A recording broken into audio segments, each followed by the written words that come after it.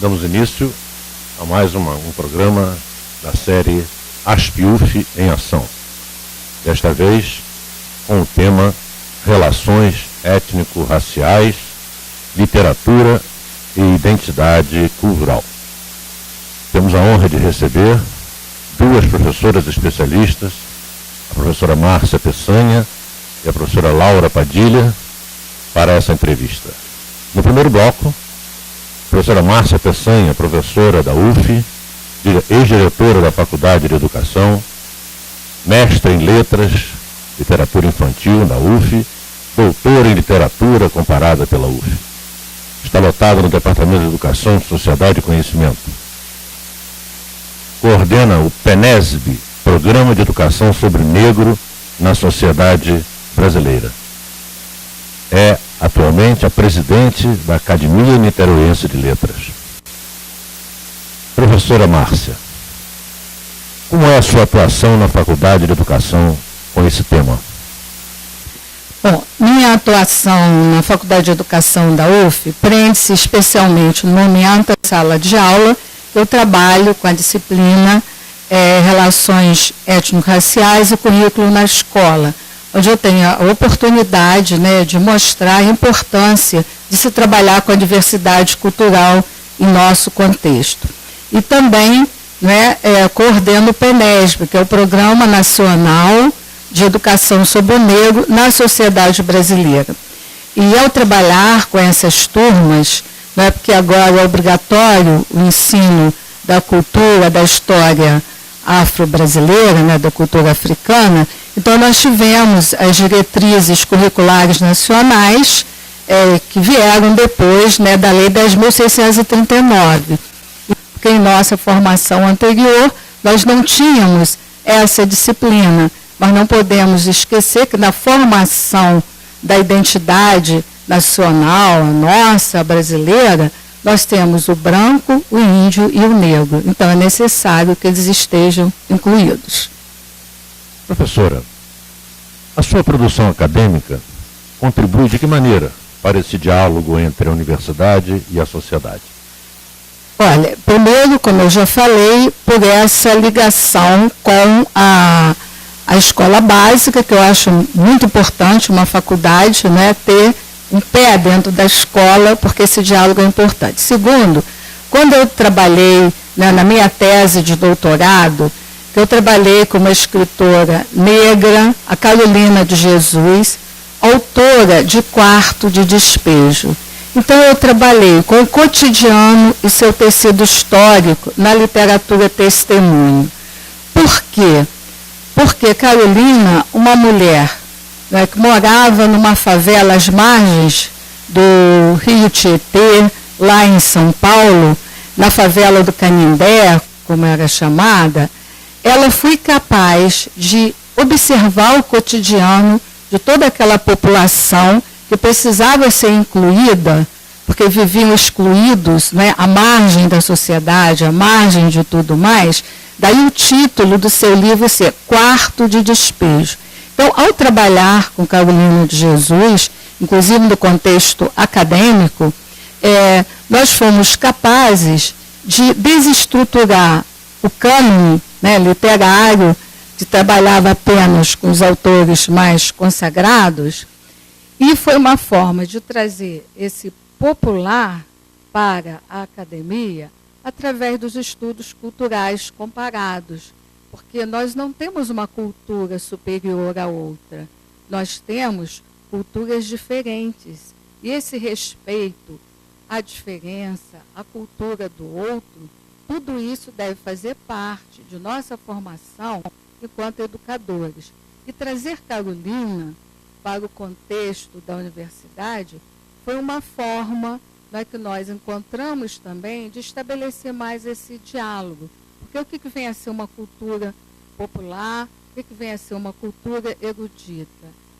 O Michel Dissertot, no seu livro A Invenção do Cotidiano, ele dá uma diferença entre cultura de massa e cultura do ordinário, do popular. Aí é que nós podemos inserir, inclusive, a Carolina, porque a cultura de massa é aquela que realmente massifica todos seguem aquele padrão. E a cultura do ordinário é aquela cultura que cada grupo, cada comunidade é capaz de construir, é capaz de tecer, e ela é específica porque ela é diferenciada das outras. Então é chamada do ordinário por ser do cotidiano. E foi isso que a Carolina de Jesus fez em Quarto de Despejo. E cabe a nós, né, professores, também que trabalhamos com a literatura, nós devemos sempre buscar esses outros autores. Até nós teremos no segundo bloco a professora Laura Padilha, né, que fez parte até da minha banca de doutorado, em que nós sempre buscamos mostrar essas outras vozes antes silenciadas na história, na literatura, para que elas venham fazer parte, né, dessa grande epopeia que é a própria história da humanidade. Então é essa a nossa função. Por isso que eu tento trabalhar com o popular e o erudito, a cultura nossa do dia a dia, também a cultura que vem do exterior, que nós também recebemos, né, no processo de aculturação. Professora, e na educação infantil? Como trabalhar essa diversidade cultural? Há livros especializados para esse assunto? Sim. Na educação infantil, e até, como você já falou anteriormente, quando eu fiz o mestrado, eu fiz na área de literatura portuguesa e depois me fixei na literatura infantil, justamente por gostar de trabalhar com crianças e achar que a formação deve partir realmente desse princípio de você formar leitores. E agora, então, que nós temos, né, toda essa motivação para trabalharmos com a diversidade cultural, com a inclusão. Paulo Freire já dizia que a educação é um ato de amor, é um ato amoroso. Então, nós procuramos, não é, trabalhar na literatura infantil, não é, com alguns livros que trazem nossas origens, nossas raízes, mas de uma forma lúdica, fazendo com que a criança possa apreender todo esse universo de uma maneira bastante interessante. Então, tem um livro agora que se chama O Boi Multicor, porque o boi multicor, ele dialoga com o boi da cara preta. Então, nós temos aqui, né, ao trabalharmos com as cantigas, com os acalantos, essas novas modalidades, né, de apresentação. Então, temos aqui o boi multicor. E em cada página é a apresentação de um tipo de boi, de acordo com uma região também do nosso grande Brasil. Temos o boi no Nordeste, temos o boi, não é, em outros espaços, e é muito interessante porque as crianças cantam e é o mesmo refrão do boi, boi, boi da cara preta. O outro muito interessante é esse daqui, Os Reizinhos do Congo.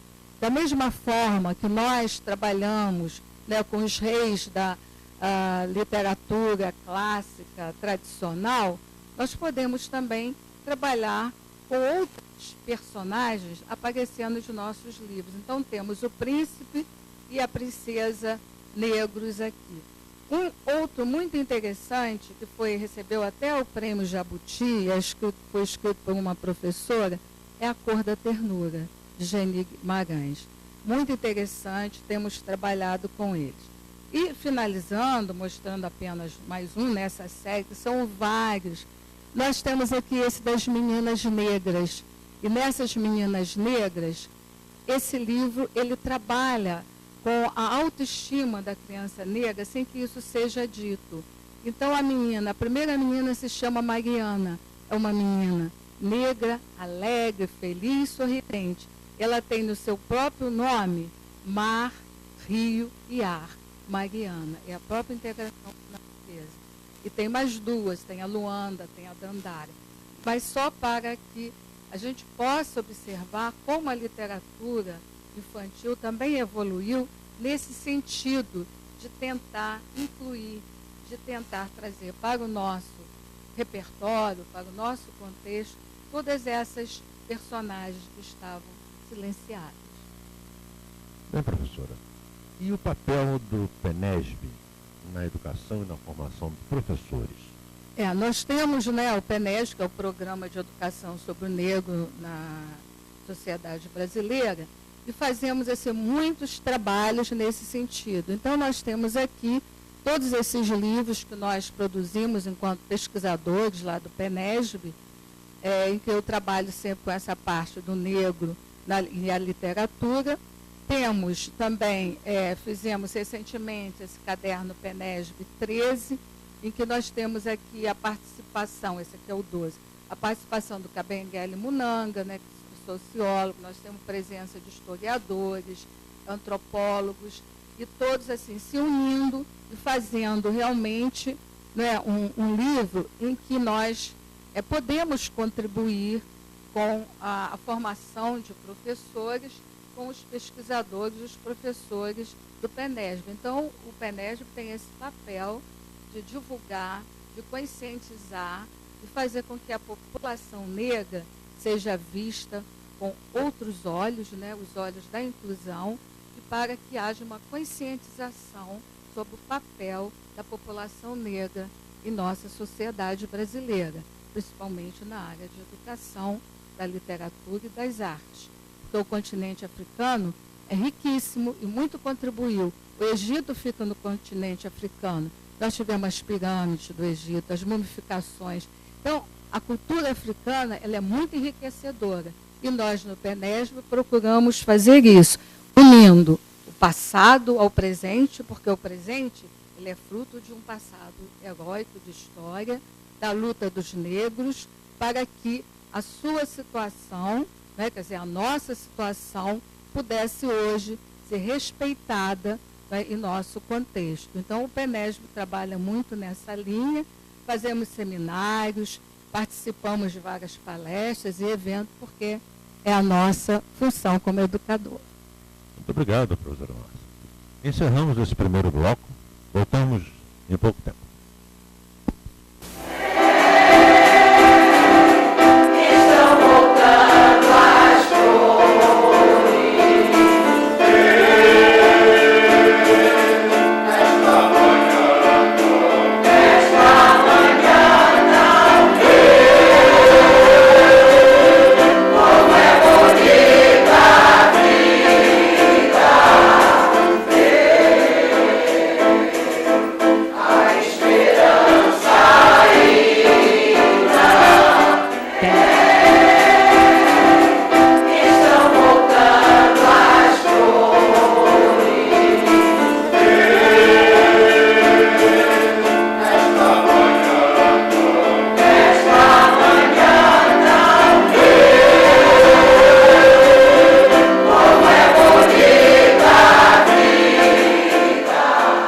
Iniciamos o segundo bloco do programa ASP-UF em Ação, desta vez com o tema Relações Étnico-Raciais, Literatura e Identidade Cultural. Vamos entrevistar agora, com imensa honra, a professora Laura Padilha, professora emérita da UF, que atua na pós-graduação de letras, em estudos literários e com vários livros publicados. Professora Laura, como é o seu trabalho na Faculdade de Letras? Eu penso que deveria ser dito como é e como foi. Quando entrei na Faculdade de Letras da UF, eu levei um grande susto. Os países africanos já eram todos independentes, já havia acontecido, as independências já eram uma realidade, e eu me deparo com um programa de literatura portuguesa que falava ainda das literaturas ultramarinas.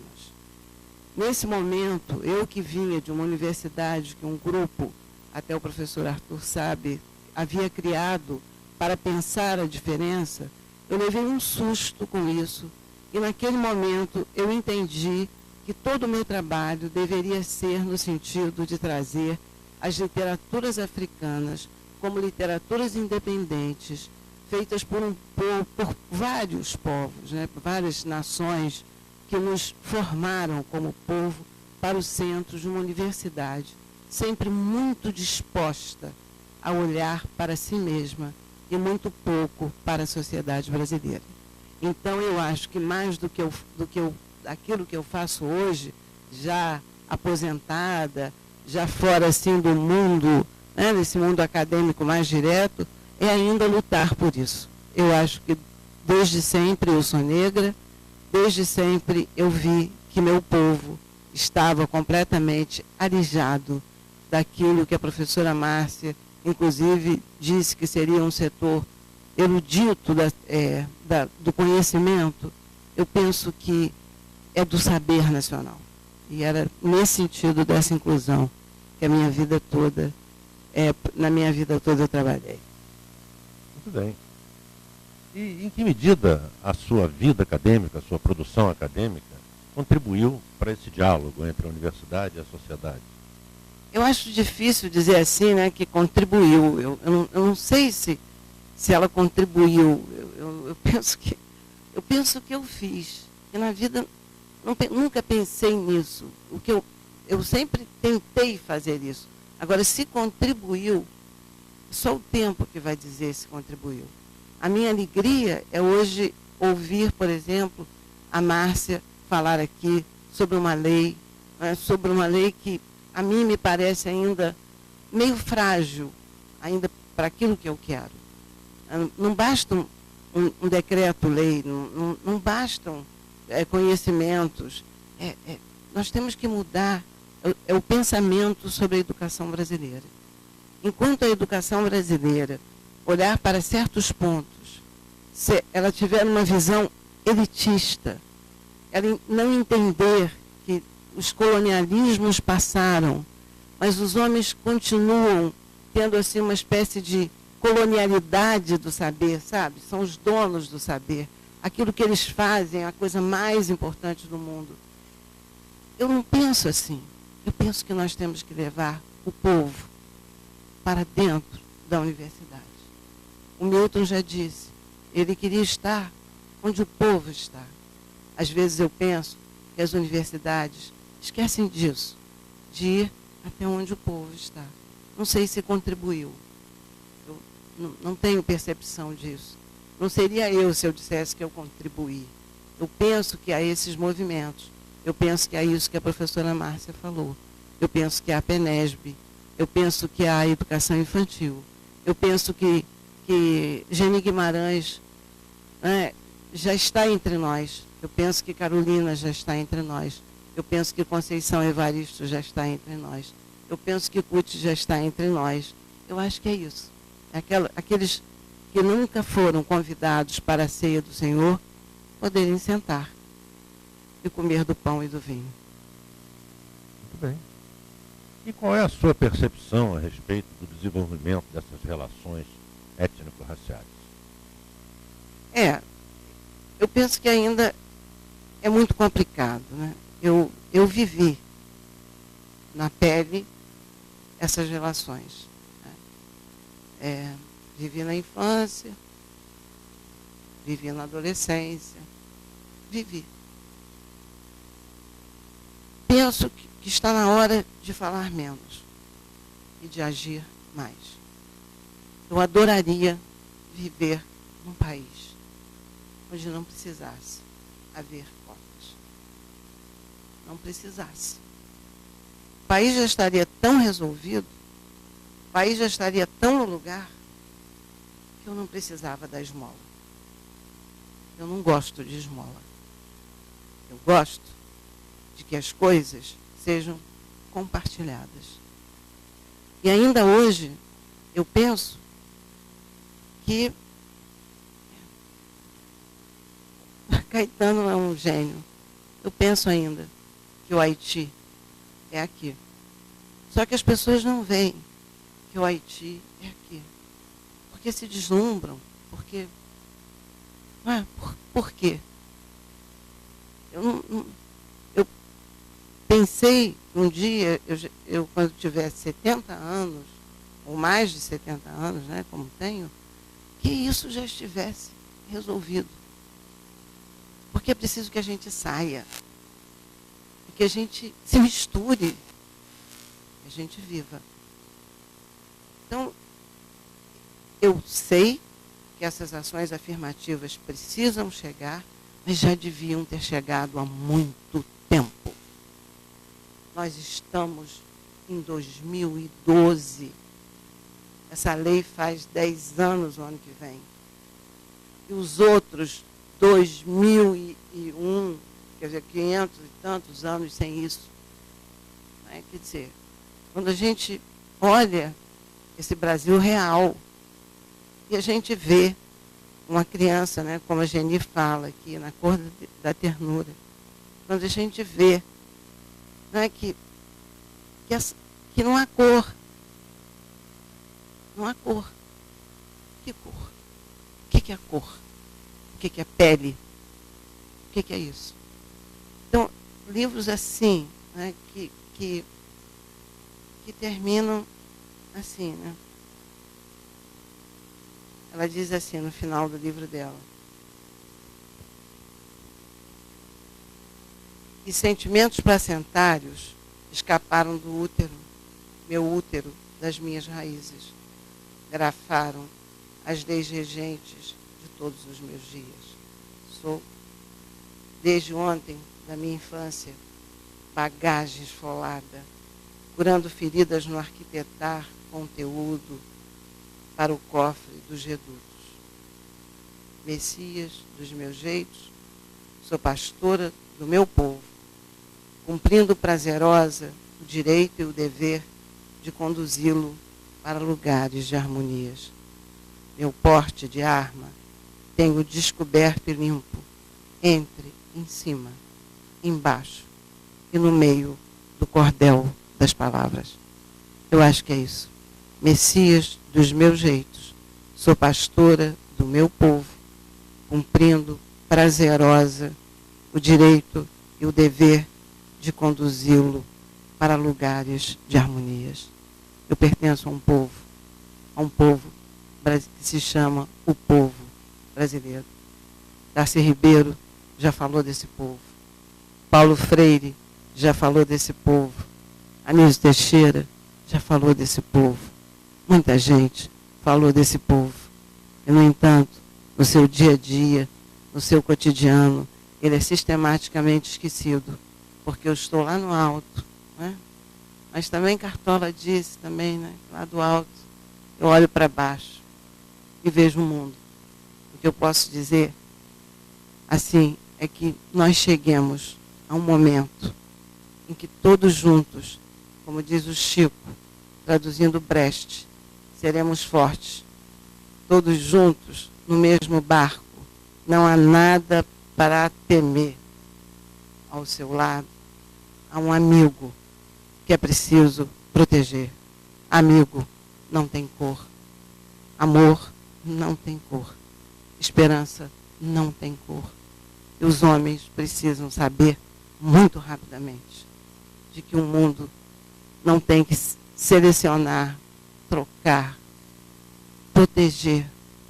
Será muito bom o dia em que não seja mais preciso proteger. E que a nossa cor, a cor dos meus netos, dos meus bisnetos, seja pura e simplesmente a cor da ternura. Eu penso assim. Não sei se quero agradecer muito o fato de estar aqui. Quero agradecer muito essa oportunidade de não ser só uma professora da UF, de ser só gente. Gente. E que nós tenhamos um dia a chance de cantarmos aquele hino em que nós ouvimos dizer que ouviram do Ipiranga as margens plácidas de um povo, o brado, heróico e retumbante. Que esse povo, esse brado, seja mesmo assim, heróico e retumbante. Todos juntos, caminhando, tentando fazer um país melhor, mais justo, que não precisemos de UPPs, não precisemos de olhar para aquele menino da rua e ter medo, muito medo. que nós caminhemos para isso. É o que eu desejo, assim, de coração. E foi para isso que eu fui trabalhar numa universidade. Espero ter cumprido o meu papel. Muito obrigada. Muito obrigado. Acabamos de entrevistar a professora Márcia Peçanha e a professora Laura Padilha sobre o tema Relações Étnico-Raciais, Literatura e Identidade Cultural. Encerramos mais um programa ASPIUF em Ação. Não esqueçam, olhem nosso site, comuniquem-se conosco. Saudações aspianas.